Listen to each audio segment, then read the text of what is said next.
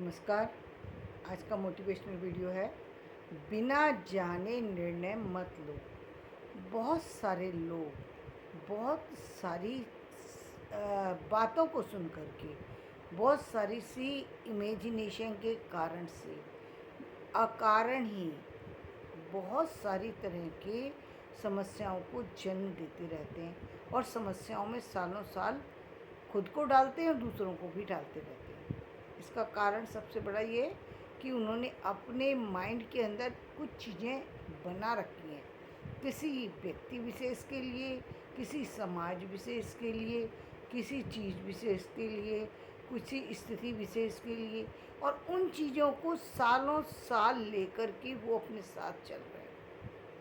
अब जब आप उन्हीं चीज़ों को लेकर के चल रहे हैं तो नई चीज़ों को आप देखेंगे कैसे, कैसे समझेंगे, कैसे पता लगेगा कि कौन सी चीज़ नई है, कौन सी पुरानी है, क्या अच्छा है, क्या बुरा है। क्योंकि आपने तो अपने आ, अपने आँखों पर ही पट्टी बांधी। यानी आप यदि किसी चीज़ को देखना चाहते हैं तो यदि आप देखेंगे कब, जब आपने मान लीजिए लाल रंग का चश्मा लगा रखा है और आप देखना चाहते हैं सफ़ेद चीज़ को, तो सफ़ेद चीज़ लाल ही नज़र आएगी। सफ़ेद चीज़ सफ़ेद कब नज़र आएगी, जब लाल चश्मे को आप हटाएंगे तो चीज़ सफ़ेद नज़र आएगी। यदि आपने नीला लगा रखा है, नीला हटाएंगे तब सफ़ेद नज़र आएगी, या जो रंग आप देखना चाहते हैं वो तब नज़र आएगा जब आप उस चश्मे को हटाएंगे जिस चश्मे को आपने पहन रखा है। चीज़ों को जानना जरूरी है। अपने आप से मत सोचो किसी भी चीज़ को, और उस कल्पना के द्वारा अपने आप ही सारी बातों को जान लेना, समझ लेना, किसी विशेष कल्पना में खो जाना, ऐसी कल्पना में जो कल्पना से बाहर की बात है। और सबसे बड़ी समस्या क्या है, कई बार तो व्यक्ति उस पर एक्शन ले लेता है। वहाँ एक्शन में तो बहुत ही बड़ी गलती है, क्योंकि एक्शन के बाद तो फिर पीछे हटने का कोई वजह नहीं रह जाती, क्योंकि अब जो स्थिति है वो घटित हो चुकी है। अब आपको अपने ऊपर वो इल्ज़ाम लेना ही पड़ेगा जो आप गलती कर चुके हैं। जैसे एक उदाहरण जो पंचतंत्र की कहानियों में हम सुनते आते हैं, वो जो कि नेवला और सांप की कहानी का जो बताया जाता है, कि जिसमें कि वो महिला जो है वो जल लेने जाती है और उसने नेवला पाला हुआ है और वो बच्चे के पास छोड़ जाती है कि कहीं सांप आएगा तो नेवला उसकी रक्षा कर लेगा। लेकिन भूल जाती है कि मतलब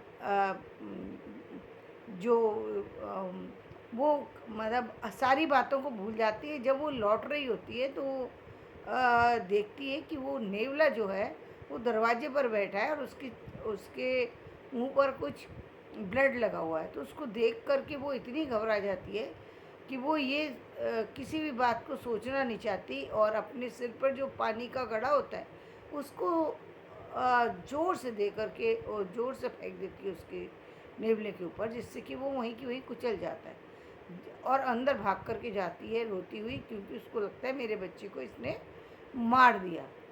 सच्चाई जान करके हैरान हो जाती है, क्योंकि वहाँ पर सांप मरा हुआ पड़ा होता है और बच्चा उसका खेल रहा होता है।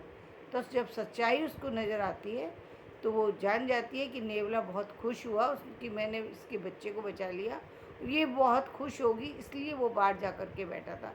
और महिला ने सिर्फ अपनी कल्पना के कारण से उस नेवले की हत्या कर दी थी।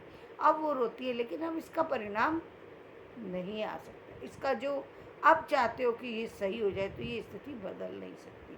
तो कभी कभी क्या होती है कि स्थितियाँ बदल नहीं सकती, व्यक्ति अपने आप ही स्थितियों को किसी अंजाम तक पहुंचा देता है और फिर चाहता है कि ये स्थिति बदल जाए, तो नहीं बदल सकती। तो एक स्थिति ये कि जिसको आप अब इस परिणाम के लिए सोच रहे हैं, ये मुझसे होना नहीं चाहिए था। अब होना नहीं चाहिए था नहीं है, ये तो हो चुका। अब होना नहीं चाहिए था, नहीं करना है।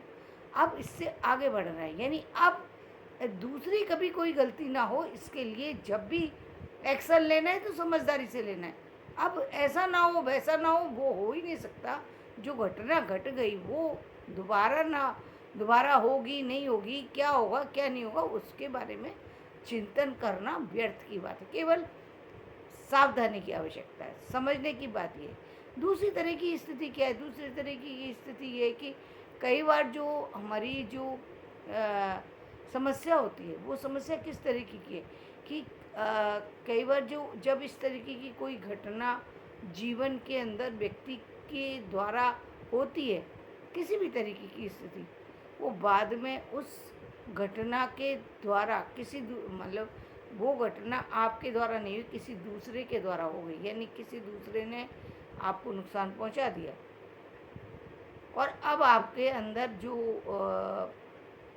टेंशन है, वो एक अलग तरह की टेंशन है। अब आप इस सिर्फ एक ही तरफ चल रहे हैं कि मैंने इसको चोट नहीं पहुंचाई, इसने मुझे चोट पहुंचाई है, मैंने नहीं पहुंचाई। क्योंकि हमारे समाज में एक बहुत बड़ा है कि चाहे कितना भी हो, कोई किसी व्यक्ति को यदि किसी ने चोट की है तो उससे बदला लेना ही लेना है। तो बदला लेने का मतलब सिर्फ एक ही नहीं होता, एक ही तरीके का भी नहीं होता। कई बार बदले को छोड़ा भी जाता है, कई बार बदले को लिया भी जाता है।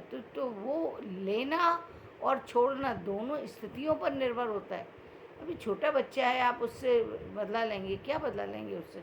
उसको पता ही नहीं है कि सामने कौन है। उसने लिया और उसने फेंक करके बॉल फेंकी और जा करके मान लीजिए किसी की आँख में ही लग गई, आँख चश्मा टूटा और आपकी आँख में ही कोई डैमेज हो गया। लेकिन वो बच्चे ने तो जानबूझ करके नहीं मारा था, वो छोटा सा बच्चा था, कितने भी साल का हो सकता है। तो वो अब आप उससे बदले की भावना रखें, ये गलत है। तो इस तरीके की यदि आप रखते हैं तो ये सोच पूरी तरह से बदलना चाहिए कि कहाँ माफ़ी दी जा सकती है। अब यहाँ बदले की भावना ही गलत हो गई, ये बदले की भावना गलत है। दूसरी, हम बहुत सारी सी जगह बेवजह उलझे पड़े रहते हैं।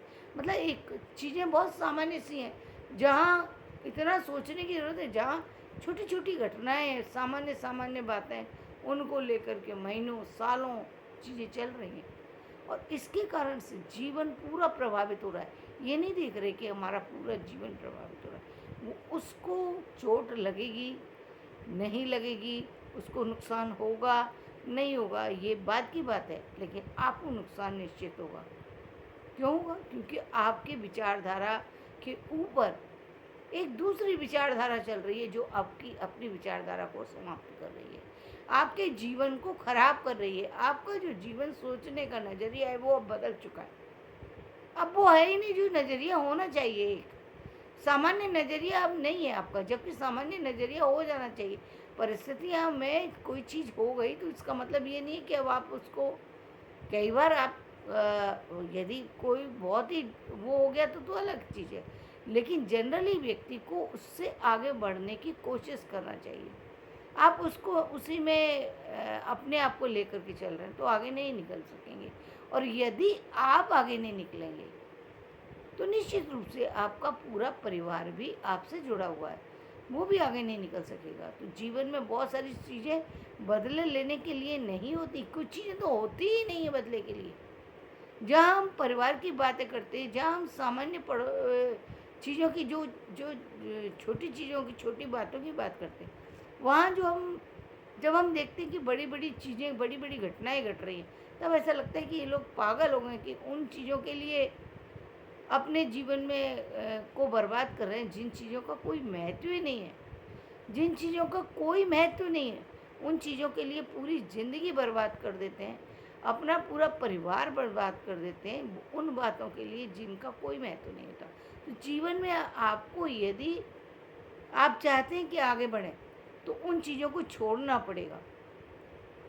बल्कि बहुत जगह सिर्फ आपको कहाँ पर आपको युद्ध लड़ने की आवश्यकता है, तो फिर मैं वापस से गीता के उस पर चली जाती हूँ कि सिर्फ वहाँ जहाँ कृष्ण ने कहा कि अर्जुन को न लौटने का संदेश क्यों दिया उन्होंने इसलिए दिया अंत में कि भाई अब तुम यहाँ से यदि लौटते हो तो पहली बात तो तुम्हें ये लौटने ही नहीं देंगे, तुम्हें ये मार देंगे।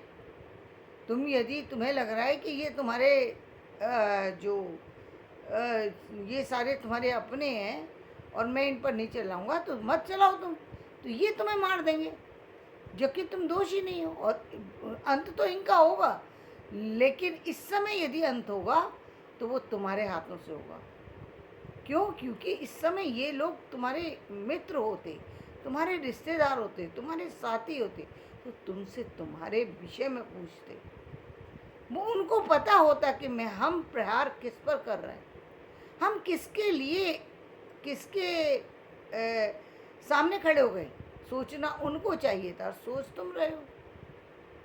पत्नी की तुम्हारी साड़ी खींची गई बड़ी सभा में, लेकिन फिर भी तुम सोच रहे हो कि मैं, मेरे ये अपने हैं कि जहाँ पर पिता में जहाँ मतलब सबसे बड़ा व्यक्ति भी वहाँ पर खड़ा हुआ तमाशा देख रहा है और युद्ध के मैदान में उतरा हुआ है, और सबसे छोटा भी जो भी है वो भी उतरा हुआ है, और सब केवल कुचक्र रच रहे हैं। कोई भी नीति पर नहीं है, अनीति पर चल रहे हैं, सारे अनीति पे। लेकिन आप उसको छोड़ना चाहते, छोड़ करके क्या मिलेगा? मृत्यु तो तुम्हारी वैसे भी ये कर देंगे। यदि तुम लौटते हो तो क्या तुम्हें लगता है कि तुम लौट जाओगे? नहीं लौट पाओगे। यहाँ पर तुम्हारा खड़ा हो जाना बिल्कुल सही है, यहाँ खड़े हो जाने में कोई वो नहीं है। यदि तुम्हारी मृत्यु होती है तो भी तुम विजयी होगे, क्योंकि पूरे उसमें जाना जाएगा कि एक व्यक्ति न्याय के लिए खड़ा हुआ था, एक अन्याय के लिए, और अन्याय करने वाले व्यक्ति ने न्याय करने वाले व्यक्ति को मार दिया। तो भी जीत किसकी हुई? न्याय करने वाले व्यक्ति, न्याय वाले व्यक्ति की जीत हो गई। हाँ, मतलब मर करके भी तुम जीतोगे, जीत करके भी तुम जीतोगे। इसलिए तुम्हें अब यहाँ से पीछे नहीं लौटना। और यहाँ पर एक संदेश और मिलता है। क्या संदेश?